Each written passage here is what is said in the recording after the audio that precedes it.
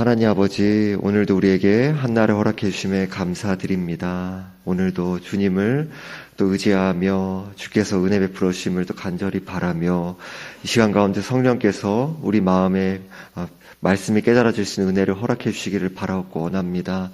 말씀 가운데 주님의 뜻과 마음이 오직 주님의 일하심으로 말미암아 깨달아지고 우리 삶 속에 이루어지는 은혜를 입게 하여 주옵소서.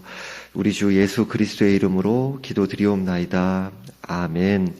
함께 보실 말씀은 로마서 2장 28절에서 29절 말씀입니다.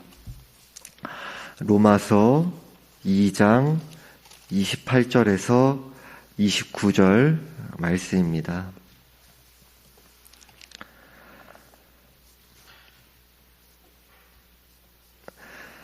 합독하시겠습니다. 무릇 표면적 유대인이 아니요 표면적 육신의 할례가 아니니라.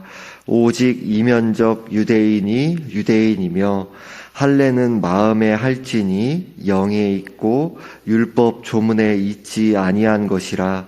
그 칭찬이 사람에게서가 아니요 다만 하나님에게서니라. 아멘. 지난 시간에 28절에서 29절에서 무릇 표면적 유대인이 아니요 표면적 육신의 할례가 아니니라. 오직 이면적 유대인이며 할례는 마음에 할지니 영에 있고 율법 조문에 있지 아니한 것이라. 그 칭찬이 사람에게서가 아니요 다만 하나님에게서니라 라는 말씀을 함께 살펴보았습니다. 바울은 표면, 즉 껍데기가 중요한 것이 아니라고 합니다. 유대인이라는 그 사실 자체가 중요한 것이 아니며 육체의 할례를 받은 그 자체가 중요한 것이 아니다라고 합니다.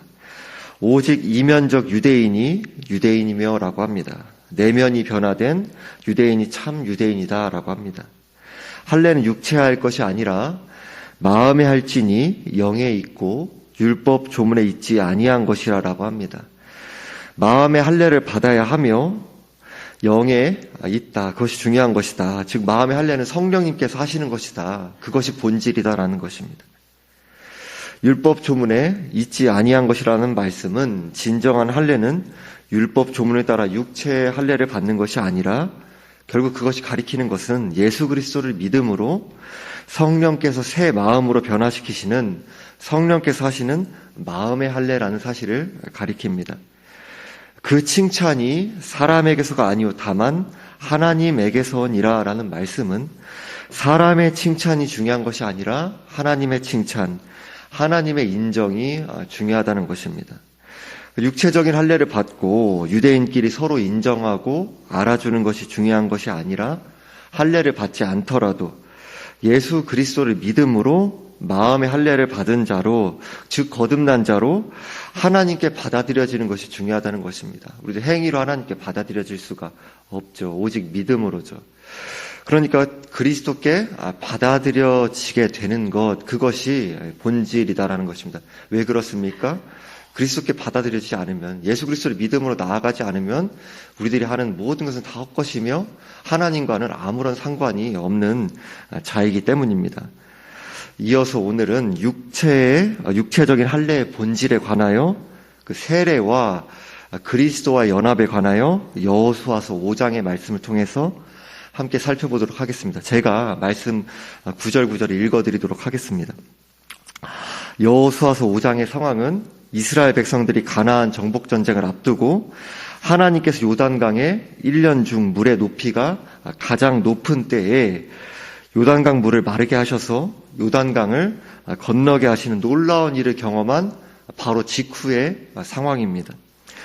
여호수아서 5장 1절에서는 요단강 물을 하나님께서 마르게 하신 놀라운 일이 일어난 직후의 상황을 가리켜 1절 말씀에서 요단 서쪽의 아모리 사람의 모든 왕들과 해변의 가나안 사람의 모든 왕들이 여호와께서 요단물을 이스라엘 자손들 앞에서 말리시고 우리를 건너게 하셨음을 듣고 마음이 녹았고 이스라엘 자손들 때문에 정신을 잃었더라라고 합니다. 그러니까 이스라엘 백성들은 요단을 건너고 여호와의 살아계심과 함께 하심을 경험하고 힘이 넘쳐났을 것입니다. 요단강이 갈라지고 그 물이 마른 땅을 건너가는 경험을 하니까 얼마나 힘이 나고 용기가 나고 놀랍기도 했겠습니까? 그 기적을 경험하고 나서 이스라엘 백성들이 어떠한 생각이 들었겠습니까? 먼저 적의 사기가 꺾여져 있을 때에, 전쟁 의지가 상실되어 있을 때에 적을 기습 공격해야 한다라고 생각하지 않았을까요? 적들이 두려움에 휩싸여 있을 때에 여호와께서 살아 계신 것과 이스라엘 백성들에게 베푸신 기적을 보고 넋이 나갔을 때에 전쟁을 해서 가나안 땅을 점령해야 한다고 생각하지 않았겠습니까? 그렇지만 그때에 적들이 두려워 떨고 있을 때에 하나님의 관심은 우리 인간적인 생각과는 다른 곳에 있었습니다. 2절에서 그때 여호와께서 여호수아에게 이르시되 너는 부싯돌로 칼을 만들어 이스라엘 자손들에게 다시 할례를 행하라 하시매라고 말씀합니다. 여호와께서는 이스라엘 백성들에게 다시 할례를 행하라라고 명령하십니다. 적들을 앞에 두고 전쟁을 앞두고 이스라엘 자손들 전부가 할례를 행한다는 것이 얼마나 위험한 일입니까? 적들이 정탐을 하러 왔다가 이스라엘 백성들의 그 상황을 보고 돌아간다면 이스라엘 백성들은 엄청난 위험에 빠질 수 있는 것입니다. 전쟁을 앞두고 할례를 행한다라는 것은 적 앞에서 무장 해제를 한다는 것과 같은 의미인 것이고 무방비 상태로 있겠다라는 그것을 의미하는 거죠. 참으로 겉으로 보기에는 위험해 보이는, 실제로도 그렇죠. 그러한 상황입니다. 그렇지만 사람에게는 위험천만한 일이지만 가나안 정복 전쟁은 그 핵심이 하나님의 전쟁이기에 결국 하나님께서 싸워 나가시고 하나님께서 친히 인도하셔서 그 승리를 주시는 것이기 때문에 하나님의 방법으로 그 말씀을 따라 싸워 나가야 하는 것이죠. 우리의 생각과 방법과 다른다 한다 하더라도요. 그것이 어떤 때는 합리적인 것과 같이 일치할 때도 있지만 어떤 때는 내 생각과 방법을 넘어설 때도 있죠. 할례를 행하라, 적진 앞인데 그렇게 행하라는 이런 상황 가운데서 여호수아는 이스라엘 백성들이 할례를 행하라라고 합니다. 하나님의 관심은 왜 이렇게 명령하셨을까요? 왜냐하면 하나님께서 무엇보다 중요하고 시급한 것은 바로 하나님 백성들의 그 거룩함, 구별됨, 정체성, 그것이 본질이다. 그것이 근원이다. 그것에 있기 때문입니다. 그러니까 4절에서 5절에서 여호수아가 할례를 시행한 까닭은 이것이니 애굽에서 나온 모든 백성 중 남자 곧 모든 군사는 애굽에서 나온 후 광야 길에서 죽었는데 그 나온 백성은 다 할례를 받았으나 다만 애굽에서 나온 후 광야 길에서 난 자는 할례를 받지 못하였음이라라고 합니다. 여러분들께서도 잘 아시다시피 창세기 17장에서 하나님께서 아브라함에게 할례에 대해서 말씀하시면서 그것이 언약 백성을 가리키는 그 표시다라고 그것을 친히 말씀하시지 않으셨습니까? 그러니까 이스라엘 백성들이 구약에 하나님의 언약 백성들의 정체성을 가리키는 할례를 받지 못한 상태로 있었던 것입니다. 이스라엘 백성들은 할례를 받은 그 무장 해제 상태로 있었지만 여호와께서는 요단강 물을 마르게 하시는 그 상황 가운데서 그 놀라운 이적을 베푸신 결과 가나안 백성들이 이스라엘 백성들을 그 두려워하면서 함께 하신 하나님을 두려워한 거죠.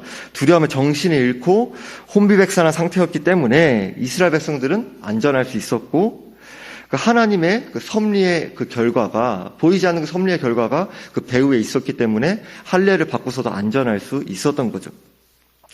9절 말씀에서 여호와께서 여호수아에게 이르시되 내가 오늘 애굽의 수치를 너희에게서 떠나가게 하였다 하였으므로 그곳 이름을 오늘까지 길갈이라 하느니라 라고 말씀합니다. 길갈은 떠나가다, 굴려가다. 왜 이렇게 이야기합니까? 하나님께서는 할례 받은 이스라엘 백성에 대해서 여호수아에게 내가 오늘 애굽의 수치를 너희에게서 떠나가게 하였다라고 말씀합니다. 여기서 애굽의 수치란 광야 생활 동안 애굽인들이 이스라엘 백성들을 조롱한 것을 가리킵니다. 애굽 사람들은 약속의 땅을 앞두고 그 이스라엘 백성들이 10명의 정탐꾼을 불신하고 여호수아와 갈렙만 그 하나님께 주신 땅이라고 말하지 않았습니까? 그러니까 불신한 결과 40년 동안 광야를 헤매며 그 이스라엘 백성들 1세대가 광야에 쓰러지는 그것을 보면서 하나님이 버리신 백성이다라고 조롱한 것입니다. 할례를 받지 않았던 하나님의 백성들이 언약 백성의 증표를 가리키는 할례를 비로소 다시 받은 것입니다. 정체성의 회복인 거죠. 할례를 받는 것은 완전히 하나님께 속했다는 것을 가리키는 증표입니다. 단지 육체의 할례를 받았는가 안 받았는가가 본질이 아니라 할례가 가리키는 그 본질, 그것이 중요한 것입니다. 육체의 할례가 가리키는 진정한 본질은 영혼의 거듭난, 그것을 바라보고 있는 거죠. 마음의 할례를 바라보고 있는 거죠. 그것에 있습니다. 할례는 신약 시대의 세례로 볼 수 있죠. 세례의 본질은 예수님과의 하나됨에 있어서 십자가에서 예수님과 함께 나는 죽고 예수님과 함께 연합해서 부활 생명을 누리는 것을 가리킵니다. 세례는 옛사람의 장례식이며 동시에 새 사람의 부활 의식입니다. 이것을 바라보고 있기 때문에 할례가 의미가 결국에 있는 거죠. 구약의 할례와 마찬가지로 세례 자체도 세례를 받았느냐 안 받았느냐가 본질이 아닙니다. 세례 의식 자체가 옛사람을 죽게 하고 새 사람으로 거듭나게 만드는 것이 아닙니다. 쉽게 말씀드려서 세례를 받는다고 구원을 받고 세례를 안 받는다고 구원 안 받는 것이 아니라 다만 이미 예수 그리스도를 믿는 내게 일어난 영적인 사건을 가리키는 것입니다. 예수 그리스도를 나의 구원자가 되시며 나의 주님이 되시는 분으로 믿는 우리는 예수님과 함께 죽고 예수님과 다시 부활한 존재가 되었습니다. 우리는 그리스도를 믿음으로 의롭게 여김을 받은 자가 되었습니다. 하나님께서 나를 바라보실 때에 전혀 죄가 없는 자로 완전히 거룩하고 의로운 자로 바라봐 주시는 것입니다. 그러나 의롭게 여김받은 신자 안에는 아직 죄의 오염이 남아 있어서 생각과 말과 행동으로 죄를 지으며 살아가죠. 우리는 그리스도와 연합한 자로 그리스도께 거룩과 의와 새 생명을 끊임없이 공급받으며 내 안에 죄를 죽이고 하나님의 말씀에 순종하기를 힘쓰는 삶을 살기에 힘써 나가야 합니다. 그것을 간구하고 분투해 나가야 하는 거죠. 하나님의 관심이 어디에 있겠습니까? 먼저, 그러니까 우리가 가난한지 부자인지 지식이 많은지 아닌지 힘이 있는지 없는지 세상의 기준으로 우리가 상대적으로 우러러 볼 만한 위치에 있는지 아니면 실패해 보이는 모습으로 있는지 거기에 하나님의 관심이 있지 않죠. 우리가 예수 그리스도를 믿음으로 그리스도 하나 된 예수와 함께 죽고 예수와 함께 부활하게 된 새 생명을 가진 새 사람인지에 하나님은 관심이 있는 것입니다. 왜냐하면은 우리가 그리스도를 믿음으로 구원받지 않으면 마음의 할례를 받지 않으면 거듭나지 않으면은 하나님과는 아무런 상관이 없으니까요. 우리가 예배당에 얼마나 몇십 년에 다녔든지 어떤 놀라운 헌신을 했든지 어떤 봉사를 했든지 어떤 우리들이 사람들이 봤을 때 어떤 은사로 보여진 어떤 재능을 갖추었든지 간에 그리스도를 믿지 않으면은 그것은 하나님께 속한 게 아니죠. 하나님과 관련 없는 삶이죠.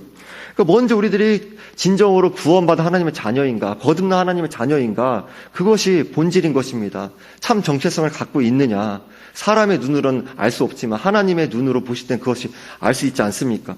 마음의 할례를 받은 거듭난 새 생명을 가진 구원을 받고 죄 사함을 받은 하나님의 자녀인지 아닌지에 하나님은 먼저 1차적으로 근원적으로 관심이 있으십니다. 그리고 구원을 받았다 해서 방종의 삶으로 우리들이 그대로 이제 아무렇게나 살아서 안 되는 거죠. 그리스도 하나 된 자로 거룩함과 의로움과 새 생명을 공급받으며 예수님을 내가 닮아가고 있는가?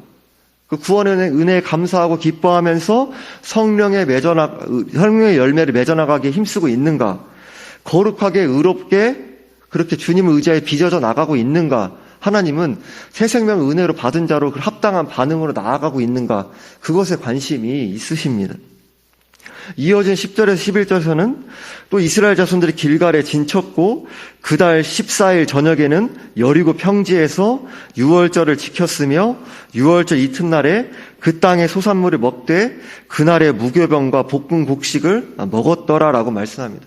이스라엘 백성들이 요단강을 건넌 후 여리고 평지의 첫 번째 유월절을 지킵니다. 유월절의 배경이 되는 사건이 무엇입니까? 하나님께서 이집트에서 그 10가지 재앙, 그러니까 10번째 재앙을 내리시기를 앞두고 모세가 이스라엘 백성들에게 말한 것과 같이 문설주에 어린 양의 피를 발라두면 밤에 여호와의 사자가 그 집을 그냥 지나치고 그래서 넘어간다, 패스 오버한다. 그래서 6월이다 이렇게 하지 않습니까?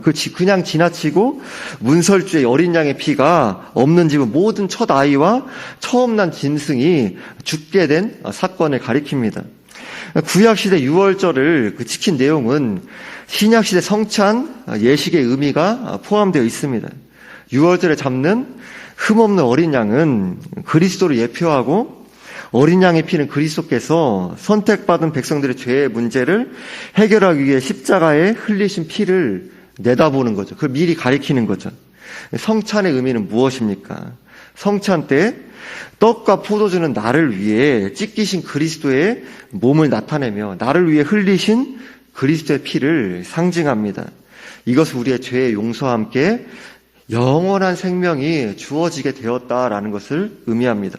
또한 우리 안에 거하시는 성령님을 통하여 우리가 그리스도를 믿음으로 그리스도와 거룩한 몸에 연합한 신자가 되었다. 주님과 한 몸 된 신자가 되었다. 그러니까 주님께서 찢기신 살과 피가 나와 상관이 있는 거죠. 나와 상관없는 일이 아닌 거죠. 그것을 가리키는 거죠.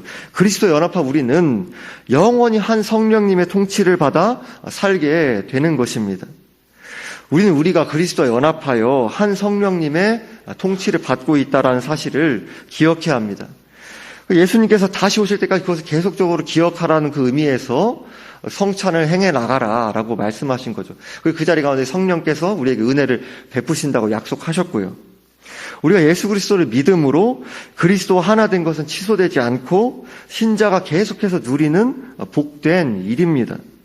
거룩하고 의로우신 예수 그리스도에 연합한 우리는 죄를 멀리해야 합니다. 그러니까 그리스도에 연합했다. 마음의 할례를 받았다. 세례를 받았다. 성찬을 한다. 그 겉의 의미가 본질이 아니라 그 자체로서도 주님께서 우리에게 정하신 중요한 성례지만 그것의 참된 의미는, 참된 가치는, 참된 본질은 그 핵심에 있는 거죠. 연합한 자로서. 그럼 연합한 자로서 무엇을 누리고 있는가? 그것이 이론에 불과한가? 껍데기에 불과한가? 나의 삶과 무슨 상관이 있는가? 그것을 주님 묻고 있는 거죠. 그쵸? 죄를 멀리하는 삶, 그리스도에 연합한 자로 거룩과 의와 새 생명을 끊임없이 공급받고 있다면 우리의 삶 가운데 때때로 여전히 우리 죄의 오염이 남아있어 생각과 말과 행동으로 우리들이 죄를 지어 나가고 엄밀히 말하면 우리 삶 가운데 계속해서 죄가 묻어져 있고 주님 바라보실 때는 한순간도 우리들이 그리스도의 의가 아니면 주님 앞에 받아들여질 수 없는 존재이지만 그래서 우리들의 죄악된 부분들, 죄를 지으며 나아갈 때 합리화하지 않고 우리들이 어떠한 정체성을 가진 자인가, 거룩과 의 자체이신 주님과 하나 된 자로서 죄와의 싸움을 다시 우리들이 놓았다면, 가볍게 여기고 있다면, 죄를 피상적으로 생각했다면, 그것 가운데 합리화하고 있다면, 방치하고 있다면, 다들 그렇게 살아가지 뭐 그렇게 살아가고 있었다면은 그래서 합리화하지 아니하고 다시 주님께 은혜를 구하면서 우리들의 굽어진 무릎을 펴고 은혜를 구하고 힘써 싸워 나가야 한다. 그래서 주님께서 원하는 것이 당연한 것이 아닌가. 그래서 우리들 다시금 확인하고 기억하면서 오늘도 은혜를 구하고 힘써 나가야 되는 거죠. 회개하고 그렇게 진리를 따라서 힘써 나가야 하는 거죠. 내 안의 죄성을 합리화하지 않고요. 죄를 회개하면서 주님의 도우심을 간구하며 힘써 죄와 싸워 나아가야 하는 것입니다. 우리 송구영신 예배도 앞두고 있잖아요. 그 의미가 단지 송구영신 예배 드렸다. 옛것이 지나가고 새 것이 온다. 우리끼리 즐거운 축제다. 이것이 본질이 아니지 않습니까? 주님 앞에 우리 늘 죄인이지만 늘 죄스럽지만 알아가면 알아갈수록 내가 이렇게 죄로 썩어 문드러진 존재구나. 주님의 은혜가 측량할 수 없구나.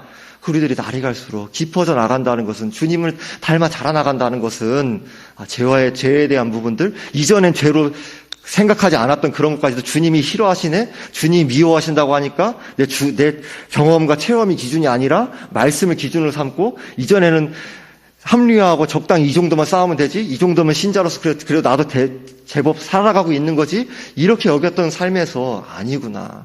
늘 부족하구나. 주님, 신자의 삶 가운데서는 멈춤이 없구나. 주님께 은혜를 구하면서 죄의 소욕을 자기 부인하고 잘 안 돼도 넘어져도 다시 은혜를 구하면서 힘써 나아가고 그렇게 조금씩 주님을 닮아가는 삶을 다시금 나아가는 것이구나. 그것에 송구의 영신 예배도 의미가 있고 오늘 하루에 드리는 하루하루의 이 예배도 삶의 의미가 있고 그 예배를 드렸다. 오늘 나왔다. 새벽기도에 참여했다. 이거 자체가 본질이 아니지 않습니까? 그러니까 하나님 나라의 영적 전쟁에서 하나님의 관심은 내가 어떤 존재인지 알아야 한다는 것입니다. 진정 나는 겉으로 보는 세례의 유무를 넘어서 세례의 본질인 예수 그리스도를 믿음으로 구원을 받은 거듭난 신자인가를 물어야 합니까? 어떻게 묻습니까? 삶 가운데 죄된 부분들이 있는데 죄를 전혀 안 져요. 그런 건 없죠. 이 땅 가운데. 그걸 얘기하는 것이 아니라 내가 죄된 부분이 있어도 합리화하지 않고 고집스럽게 붙잡으면서 계속 붙잡으며 나아간다. 그럼 내가 진짜 구원신을 가진 존재인가 이거 점검해 나가야 하는 거죠. 우리 신앙에 있어서는 껍데기만이 아니죠. 바리새인들과 서기관들이 예수님께서 왜 회칠한 무덤이라고 질책하셨습니까? 그 말씀의 문맥들을 읽어나가고 해나가다 보면은 바리새인들과 당시 서기관들은 자신들이 손으로 조작할 수 있어요. 소위 말하는 내 손에 잡히는 그 규모로 율법의 그 참된 의미가 아니라 그것을 축소시킨 거예요. 그러면서 내가 지켰다. 주님은 중심에서부터 마음에서부터 그 말과 행동과 삶으로 우러나오는 것까지 그것까지로 이제 다 바라보시면서 하는데 바리새인들은 우리들이 살인하지 말라, 간음하지 말라. 예를 들어 이제 그러면 그것이 껍데기만으로 아니면 자신들이 유리한 그런 것들로 말씀을 축소시켜서 그다음에 이걸 이렇게 하면 지켰지 하고서 자신들이 말씀을 지킨 이제 의인, 선생 행세를 하고 또 그러면서 마치 그런 거 다 지켜나가도 자기 합리화하고 자기 만족을 구하고 그러면서 아무렇지 않게 하나님께 받아들여진 자기들은 행위로 받아들여진 자로 그렇게 자기 스스로 자기 만족을 하면서 자기를 속이면서 살아간 거예요. 예수님은 그거 아니다. 너희들은 행위로 구원을 받을 수가 없는 자야. 그러니까 그리스도를 믿음으로 오직 은혜를 구하며 나아가야 하는 자다. 말씀을 아무리 자기 스스로 자기도 자기 스스로 속여가지고 말씀의 규모를 자기가 축소시켜가지고 지킨 것을 여긴다 한다 하더라도 그건 사람 앞에서 이 땅 살아가는데 높임을 받을지 모르지만은 모든 것을 꿰뚫어 보고 계신 하나님의 불꽃 같은 눈앞에서는 그런 거 아무 의미가 없는 거다. 그것을 주님께서 말씀하신 거 아닙니까? 말씀을 우리 인간적인 그 규모로 축소하지 아니하고 말씀 앞에서 말씀 그대로 늘 부족하지만은 우리 합리화하지 않고 그것을 직시할 수 있는 은혜를 구하며 싸워 나가야 되지 않겠습니까? 저도 부족하고 우리 다 함께 부족하지 않습니까? 함께 그렇게 자라나가는 은혜를 구하면서 나아가야 되지 않겠습니까? 그러니까 먼저 내가 거듭난 신자인가 아닌가를 지금 말씀 앞에 서서 물어야 합니다. 거듭난 신자가 아니라면 하나님 나라와도 영적인 전쟁과도 아무런 상관이 없기 때문입니다. 그렇죠. 가나안 정복 전쟁이 이제 나가야 되는데 하나님 백성도 아니고 하면 그게 무슨 상관이 있습니까? 영적인 전쟁과 하나님 나라의 전쟁과 무슨 상관이 있습니까? 우리들이 하루하루 싸워나가면 내가 먼저 신자가 아니면 영적인 전쟁과 내가 무슨 상관이 있습니까? 또한 내가 거듭난 하나님의 자녀라면 나는 새 사람이라는 그 정체성을 기억해야 합니다. 신자의 정체성을 잊지 말고 새 사람답게 죄의 추악함과 파괴적인 영향력을 축소시키지 않고 주의하고 알아도 그 우리들이 아는 건 일부죠. 그걸 주의하고 주님을 사랑하는 마음으로 말씀을 따라 살아가기를 간구하며 힘써 나가야 합니다. 우리들이 기계를 고칠 일이 있어서 1시간 정도 동안 기계의 여러 가지를 만지다 보면 어느새 나의 손에 기름때가 묻어있는 것을 보게 되죠. 죄의 영향력도 마찬가지입니다. 근데 우리가 세상과 담을 쌓고 살아갈 수는 없죠. 그 일상을 살아가면서 대화하며 나의 생각과 마음과 삶의 죄에 얼룩진 부분들이 생겨나가게 됩니다. 우리는 날마다 나의 죄악된 부분들이 깨달아질 때 또 깨달아질 수 있는 은혜를 구하면서 회개하며 그리스도께 공급하시는 거룩과 의와 새 생명을 힘입어 성결하고 거룩한 삶으로 빚어져 가기를 간구하며 힘써 나아가야 합니다. 이제 한 해가 얼마 안 남았습니까? 나에게 묻는 것입니다. 이제 나에게 죄된 부분 가운데서 그냥 다 그렇게 살아가니까 그렇지 뭐 그런 식으로 안주하면서 죄와의 싸움을 포기한 부분 영역이 있다면 무엇입니까? 나는 하나님 말씀으로 그대로 받고 내가 듣고 싶은 것만 듣고 아닌 건 흘려보내 그렇게 방치하고 있지는 않습니까? 한 해를 마무리하고 새해를 맞이하는 우리 가운데서 늘 부족하지만 그 가운데서 또 힘써 나아갈 그 영역이 있다면 무엇입니까? 그리스도와 함께 십자가에 죽고 그리스도와 함께 부활한 그리스도에 연합한 복된 우리들이 감당할 수 없는 그 은혜를 누린 자들이잖아요. 그 정체성을 기억하면서 오늘 하루도 다시금 우리의 죄된 부분이 있다면 회개하고 말씀 가운데 타협한 부분이 있다면 다시 분투에 싸워 나갈 수 있는 은혜와 새 힘을 주시길 간구하고, 주님이 여러분들과 함께 하시지 않습니까? 그 은혜 간구하고 주님 사랑하고 기뻐하는 마음으로 다시 말씀 순종의 삶을 함께 자라나가는 모든 성도님 되시기를 주님의 이름으로 축원드립니다. 기도드리겠습니다.